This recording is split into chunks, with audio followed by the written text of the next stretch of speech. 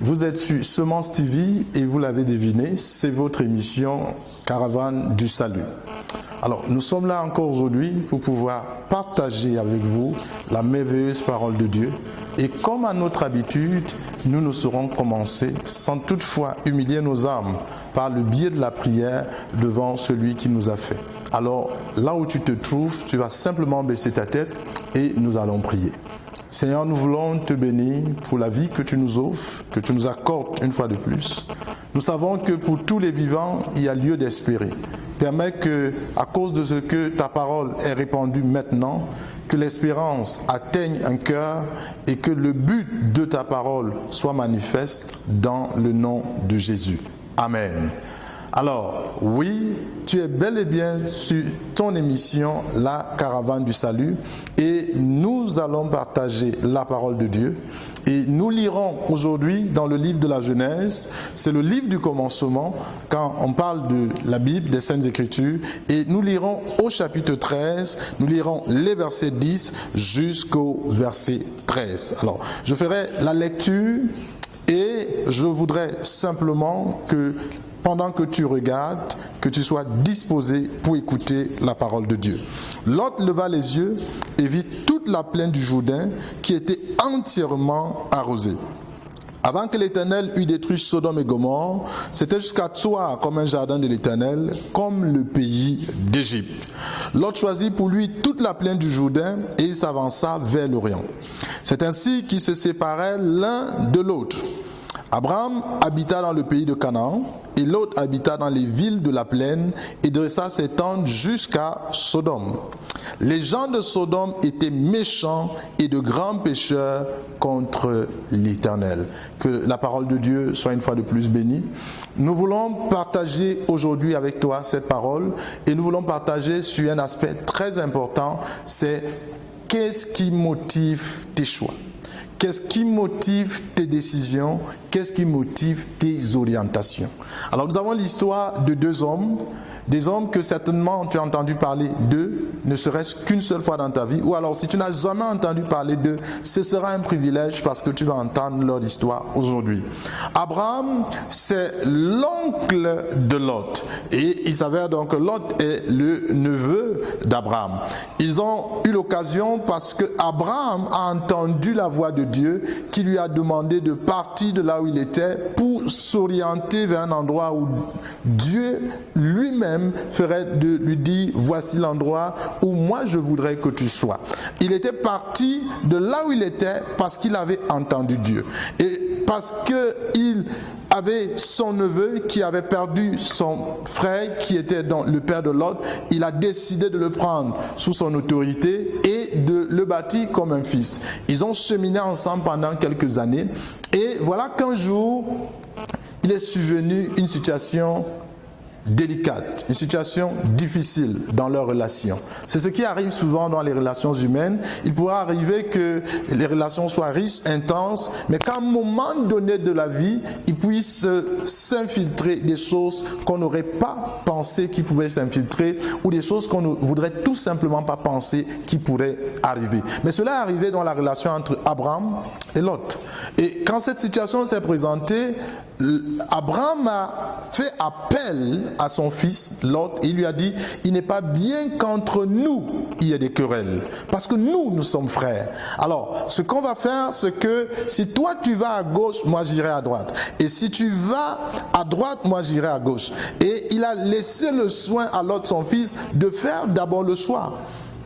Malheureusement, Lot n'a pas eu la sagesse de dire j'ai en face de moi mon père et il est bien pour moi de l'honorer. Alors je lui laisserai faire d'abord le choix et puis moi je ferai le choix ensuite. Il s'est précipité pour faire le choix.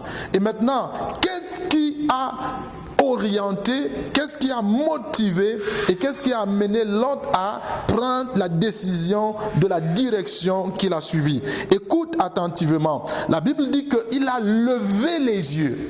Et quand il a levé les yeux, il s'est focalisé sur une plaine. Ça veut dire qu'il a pris le temps pour bel bien regarder autour de lui. Et cela suppose qu'il voulait se rassurer qu'à la fin, il ait la meilleure départ peut-être par rapport à son père. Il s'est dit, j'ai le privilège de choisir en premier, il faudrait que je choisisse ce qu'il y a de meilleur. Donc il a regardé attentivement et il s'est rendu compte d'une chose extraordinaire, c'est qu'il avait là l'opportunité d'avoir un endroit qui était entièrement arrosé, et on dit que avant que la colère de Dieu ne se manifeste à cet endroit-là, c'était comme un jardin de l'Éternel. Pour ceux qui sont lecteurs de la Bible, ils savent qu'il y a un jardin au commencement, toujours aussi, dans le livre de la Genèse, au chapitre 2, on parle du jardin d'Éden. Donc là, on fait une comparaison pour dire certainement que quand on voyait du regard, c'était plaisant, c'était extraordinaire. C'était un lieu certainement qui,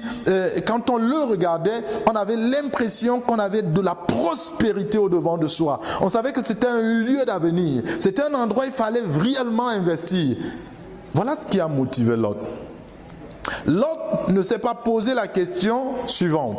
Lorsque j'ai suivi Abraham, mon oncle, c'est parce qu'il avait entendu Dieu et Dieu lui avait dit, je vais te conduire vers un endroit où moi-même j'aurais choisi.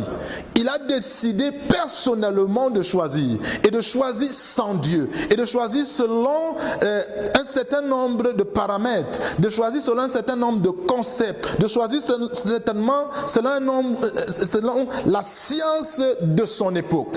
Et quand il a décidé de choisir, il a fait son choix.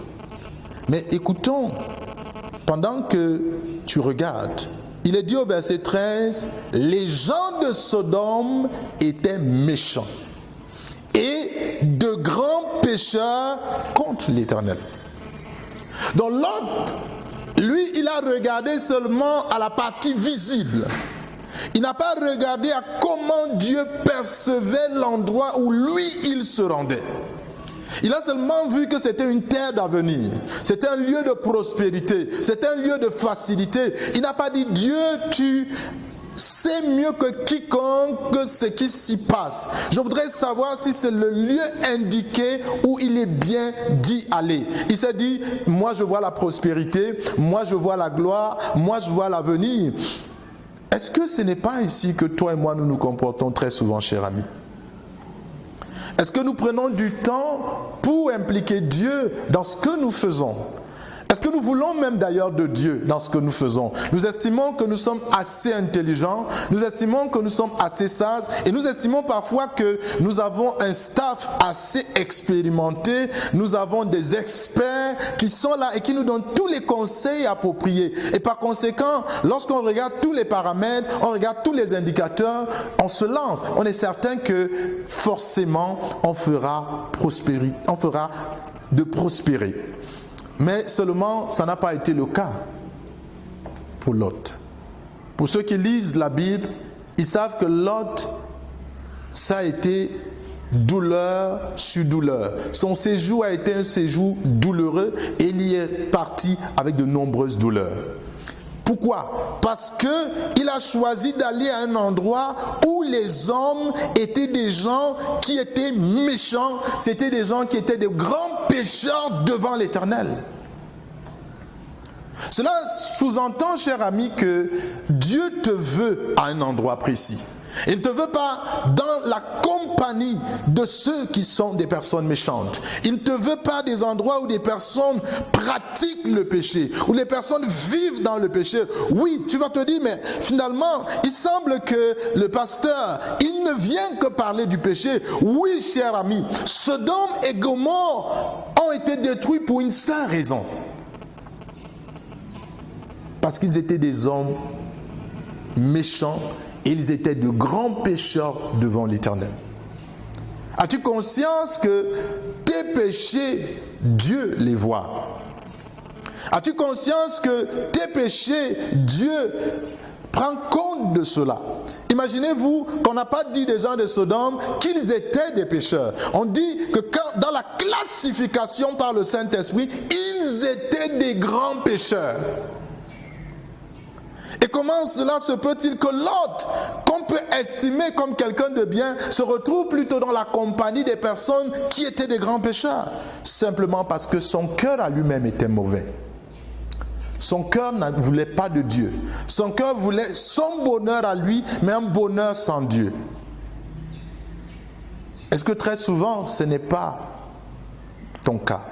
Est-ce que très souvent, ce n'est pas mon cas? Est-ce que très souvent, ce n'est pas le cas de chacun d'entre nous? Alors, je voudrais te rassurer.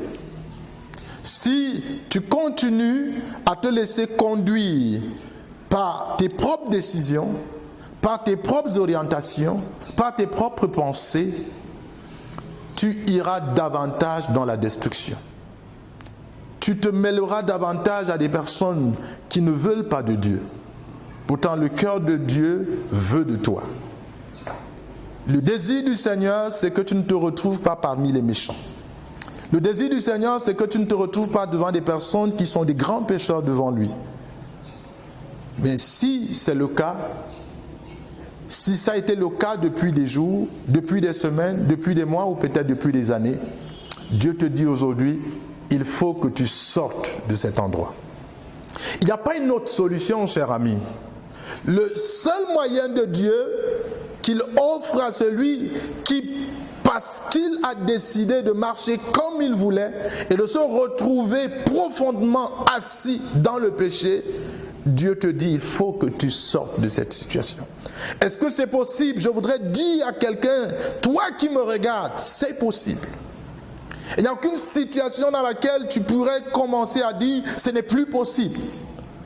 Aussi longtemps que la vie est en toi, il y a la possibilité que les choses soient différentes. Aussi longtemps que le souffle de vie est présent dans tes narines, cher ami, les choses peuvent être différentes. Tu pourrais simplement t'arrêter aujourd'hui et tu pourrais simplement reconnaître que tu t'es mal comporté.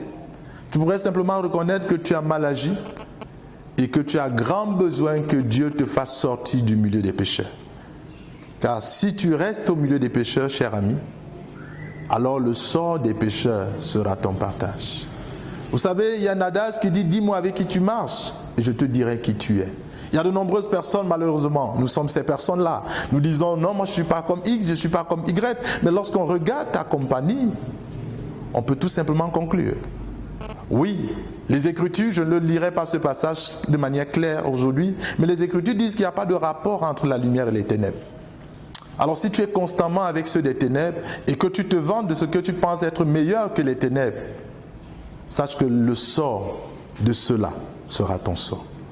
Mais ce n'est pas le désir de Dieu. C'est pourquoi aujourd'hui encore, il a permis que sa parole vienne dans ta direction et tu peux saisir cette opportunité, tu peux saisir cette occasion et tu peux entrer dans le salut de Dieu. Alors nous voulons prier.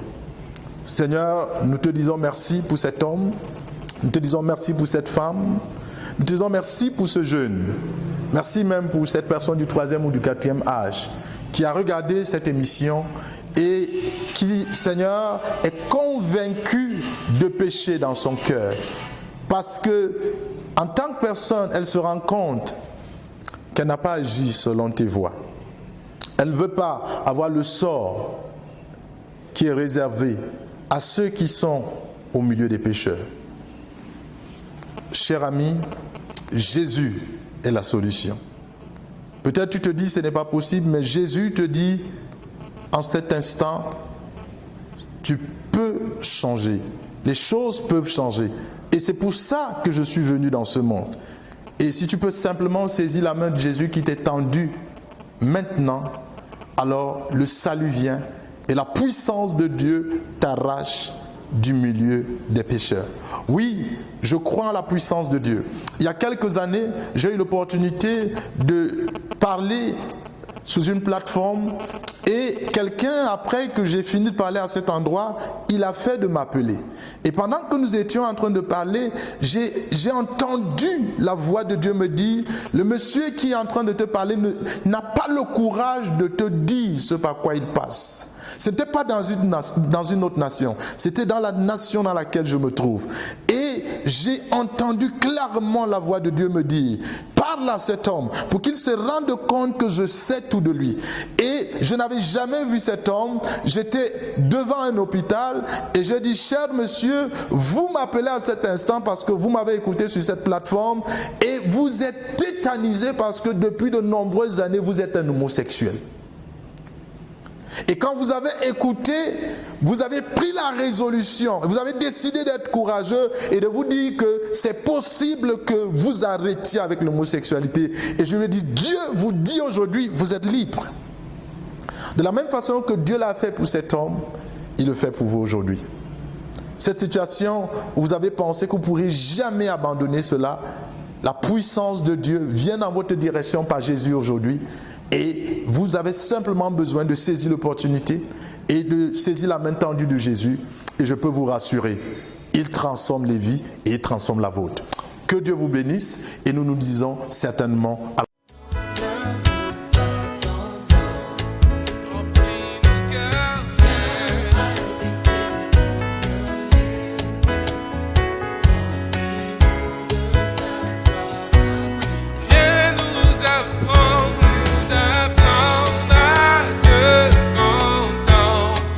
apprends-nous à te louer.